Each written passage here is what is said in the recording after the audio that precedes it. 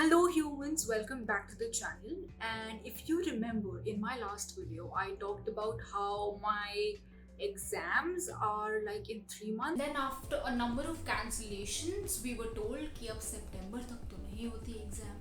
And I'm not complaining. And now a few days back another notification has come which says that the exam will be in less than 15 days. So yeah, they basically gave us less than 20 days. So what's new with you? But since the exam date is already here, I have no other choice than to stop laughing at myself and my luck and the luck of so many hundreds and thousands of people out there and literally start preparing. And I know that I'm not the only one who is being anxious and worried and frustrated by these decisions.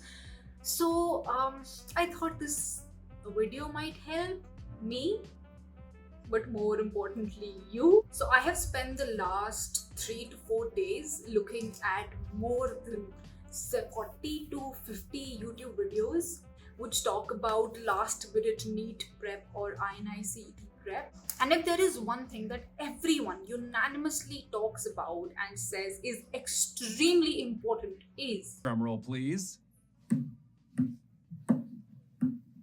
grand tests or mock tests. Now, to be honest, in the past, I haven't really taken a lot of grand tests solely because I fear of confrontation, which also explains the reason why I have no friends and have to talk to 26,000 strangers on the internet. And yeah.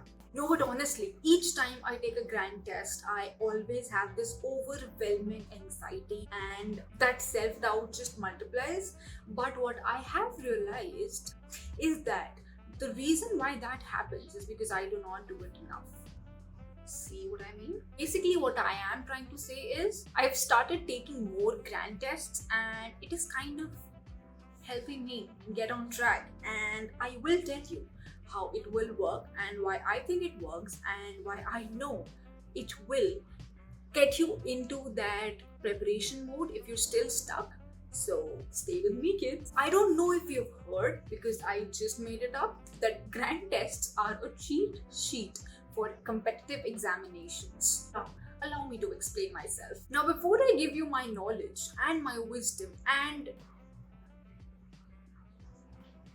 let me just take this moment to thank today's sponsor, Prepladder. I will talk more about them later in the video. So what are we going to do today, kids? If I have not made that extremely obvious, we're going to take a grand test. It is true that without giving mock tests or grand tests, you're not really getting into the essence of preparing for competitive examinations like NEET or INICET or whatever it might be.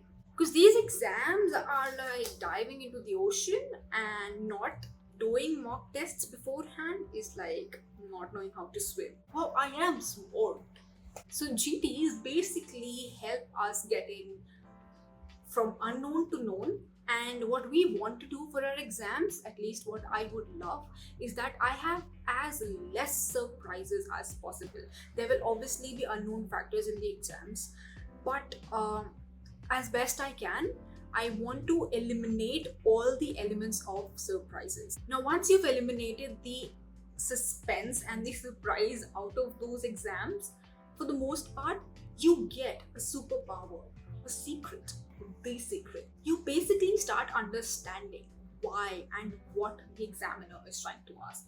Some people call it the examiner's empathy, which is basically you getting inside the head of the examiner and knowing for sure that, you know, this is what this person is trying to ask me, and that is how you learn to answer those questions, and that is how you learn to understand what is being asked. Now, I do have a lot of superpowers, but this is something I'm still working on, but I think I'm getting better at it.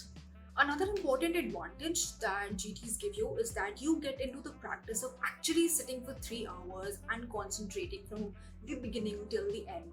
And for people like me who have like an attention span of 0.5 kgs, it's really, really important, because trust me, I remember giving my November INICET exam and oh my god, I mean, I wasn't really giving it very seriously, and I hadn't really been studying at that point of time. And I remember how many songs and which songs were playing in my head during the exam, because my attention span and my little brain was not ready to actually sit there for 3.5 hours and concentrate on those hard hitting questions. So GTs really help with developing that habit of sitting and concentrating for 3 or 3.5 hours straight. And I think GTs have been helping me analyze my weaker points and understanding and giving me the confidence as to where I am good and which subjects I need not worry about as much. And since now I am doing GTs, I kind of know what areas I have to prioritize and which I don't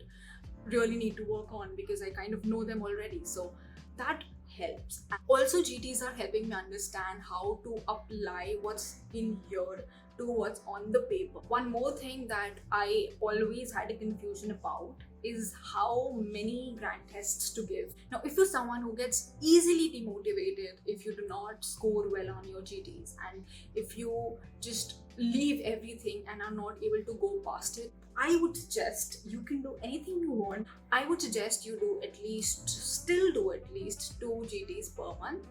But ideally, I think every week 1 GT is preferable, because it keeps you in practice. It is a good number, and that's what I have been following since the past few weeks, and I think it's working quite well for me. Also, word of caution: do not forget to analyze your GTs. Alright, so do not forget to analyze your GTs. Do not forget to actually write down and actually memorize where you went wrong, what was right, what did not go right. That is why I think if you're early on in your preparation, and even if you are, if you're giving this year's exams, for example, still have dedicated hours to analyze and to learn where you went wrong, because otherwise it doesn't make any sense.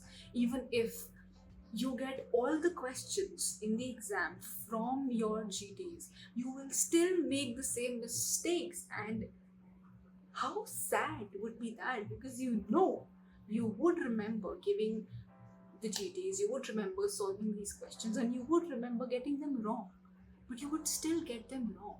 What's the purpose? Purpose.